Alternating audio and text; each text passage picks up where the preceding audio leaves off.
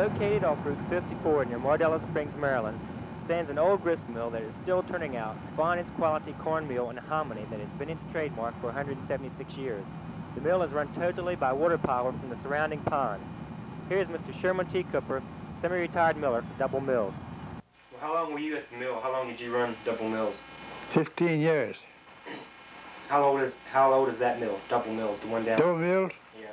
Double Mills is 176 years old last year. I mean, she was born in the year of 1800. We had a grand celebration there last year. And I had better than 350 there to that party.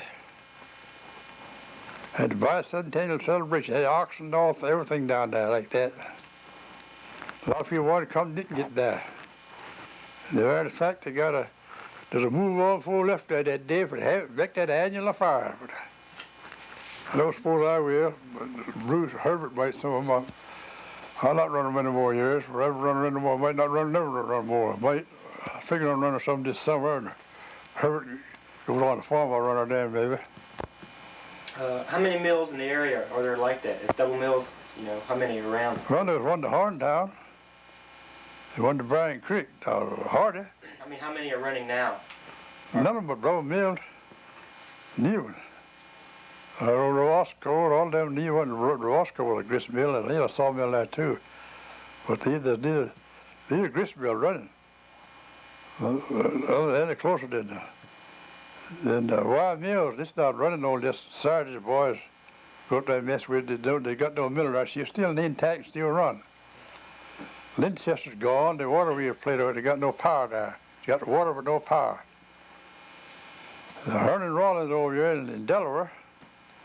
They're old, they still operate by water power. They make meal too by water power. Stone ground. But they also use these hammer mill stuff like that. They make meal for the scraploads up there at Bridgeville. Adams Raffle brand scrapple. It's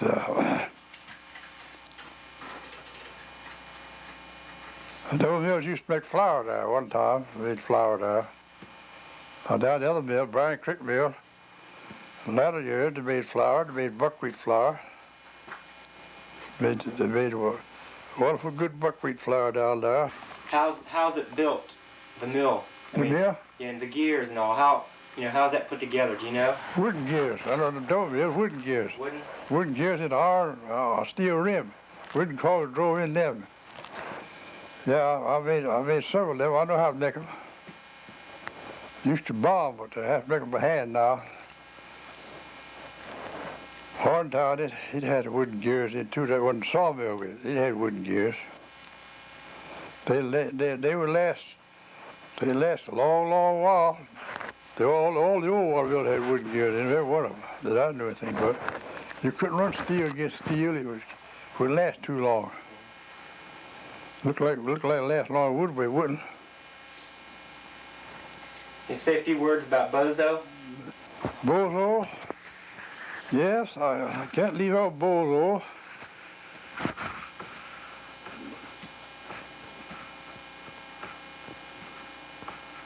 Bozo was a faithful helper. He did the very best he knew how. He was never a more honest man than this wide brown Bozo was. Bozo learned a lot about the mill. I could go to Mardela, leave her run higher. Bozo would tend to her. Somebody come along and sell a little bit of meal once in a while. He was just a good old fellow. He was just an honest man. He wasn't never more honest man in the world than he was, I don't believe. He wasn't lazy neither. So far as I know, Herbert Wright will run the old mill a while after I'm gone, maybe. I don't know. He might get tired. Can't make much money there, but it's a job, though. I had a good time there. I met a lot of people. The water from the pond enters a gate that you see here. The gate can be raised or lowered to vary the flow of water coming through.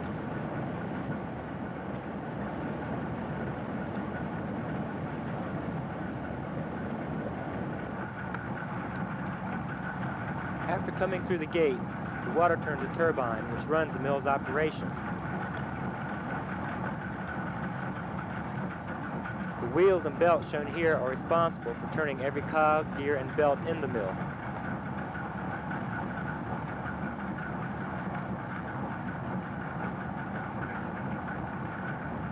Here is Herbert Wright, part-time miller of Double Mills, to explain its operation to a fuller extent.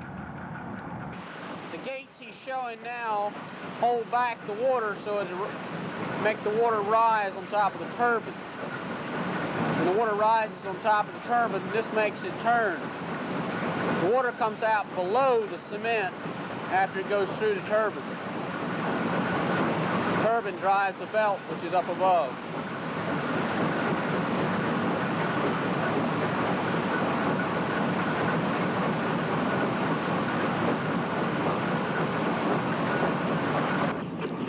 Outside, we have where the water wheel is. I have gates that I drop so that the water backs up and rises up on the wheel. As it rises up, it begins to turn the turbine. The turbine, in turn, drives a belt, which drives another belt that drives the stone. The corn's put in the hopper, and then it drops down between two stones. The bottom stone is stationary. The top one turning on it so that it's a grinding effect. The corn can be metered here, changing how much I run in at a time by this device. Also, the stones, I can raise or lower the stones to make either a fine grind or a coarse grind. I try to be uniform most of the time. And after the corn is ground, it drops down this chute. This is where I check for quality to see if I have the right fineness.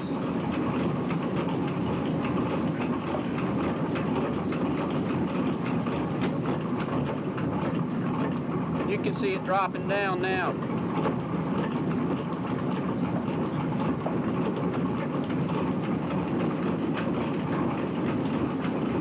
After it drops down here, it goes over and goes up this bucket elevator.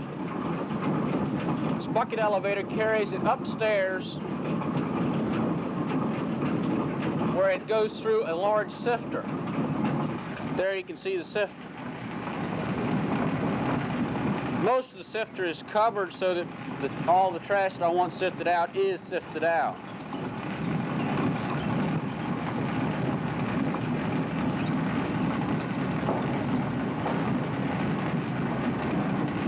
After it's sifted, it drops through the chute on the floor, back downstairs into the box. After it drops into the box, it's ready to be bagged and for sale.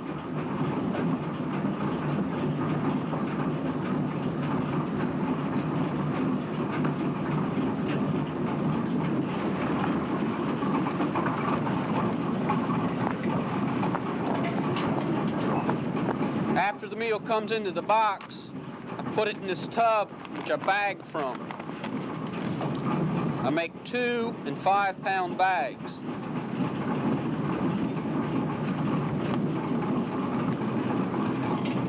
Each bag is weighed to make sure it has the correct amount in it.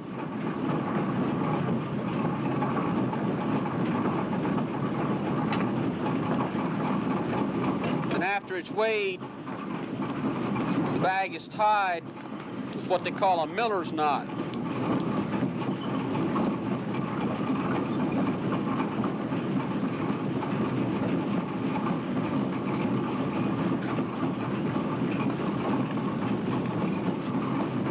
There we have the finished product ready for sale. The meal's bagged in 2 and 5 pound bags. I packed the 2 pound bags 25 to a box for ease of handling. They sell for 50 cents. The 5 pound bags sell for $1. And this is hominy. This is the hard part of the corn. It's cut by a machine that has a series of knives in it. A hominy mill, which is also belt driven. The corn, the white corn, same that we use for the meal, is dropped in the top and goes into a drum. Inside of the drum are a series of knives.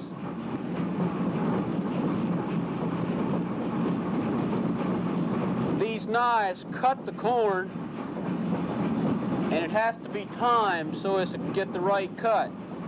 Usually I run a bucket of corn about every 7 minutes. You can see how, as the knives rotate, how they would cut the corn.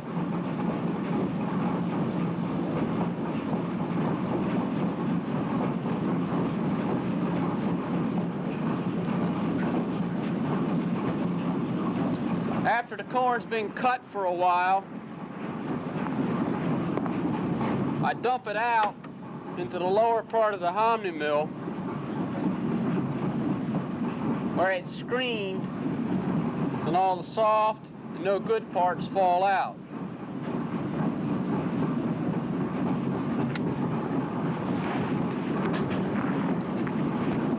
The waste part of the hominy drops out on this side, as you can see it dropping out here.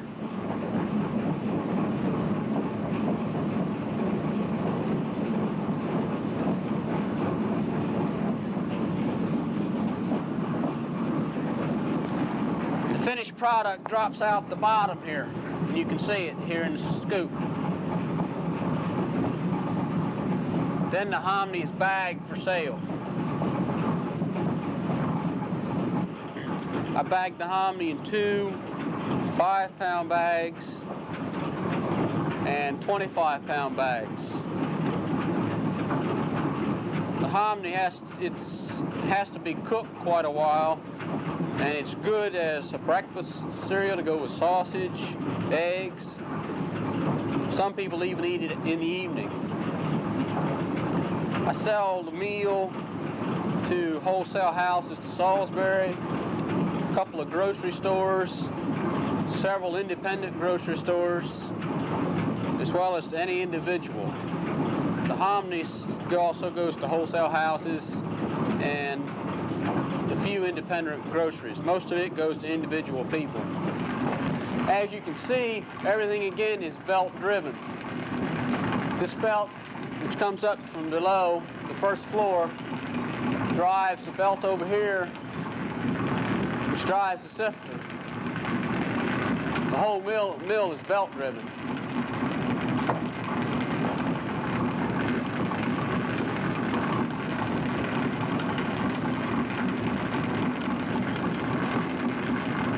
Here again is Mr. Copeland. Her great-grandfather was one that established the mill. According, she had the original deed. We would have had that deed, but we never got it. She had the original deed, that old mill was established in the year of 1800. I don't know how many years the Harrods operated the mill, but there was, I don't know whether there was anybody between the Harrods and a man named Beecham. He operated the mill for several years. The lady Liz Delmar now was born and raised there. The old man, Clarence Beecham, and Johnny Beecham. Clarence Beecham, he's the last man to run old Leonard's Mill down there. He owned Leonard's Mill. After he retired off the railroad, he bought the old Leonard's Mill. He operated it for several years. So it is the Beecham family operated the mill several years. Whether they're operating when Mr. Sam Wilson came down out, I don't know. Might be a missing link in there. Mr. Sam Wilson operated the mill, I think your grandmother said 60 years. I know he operated a long while, but he was a good miller. He operated a mill for a long while. a lot of people ask me where the guy's name at, Double Mills. Well, I tried to explain it to them. The two mill streams come together up there, right over your house. Old Mockingbird and Hardy went that way, you know, and Horntown went that way. When they both come together up there, that made Double Mill Pond. I never did get that cross. A lot of people, they still don't understand what I meant. They even drawed the outline on the ground down there and tried to explain it to them. They still didn't know what a mill stream was. But I remember when all the old mills running all the Bloom River. The Bloom River brought my grandfather in the land. He's the last man runner there. They let her go down. After he bought the old Pocahontas, First steam mill there in this part of the country, set up over here where Dorothy Ellis lived at. That's where she set up. She stayed there 18 years. She burned down. He never restored her. Well, yeah, one day I had my grandchildren was down there and let them run the mill while I slept down in the sun. I picked up a piece of cardboard. I started writing. As long as water running downhill, I want to run over Double Mill. When the milling days is over, and I locked the old mill door. Never to return anymore. I'll be with my loved one on the other shore.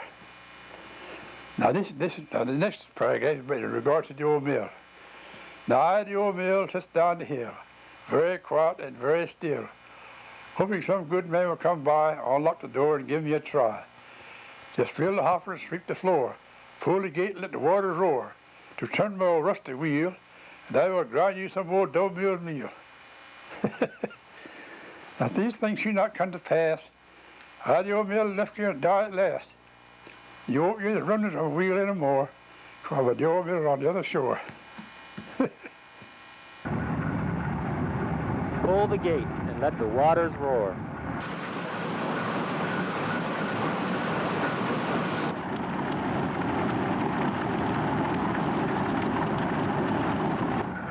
To turn my old rusty wheel.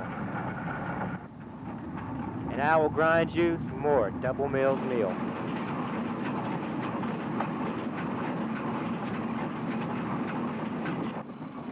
Double Mills has been around for a long time. Hopefully it will be around for future generations to enjoy.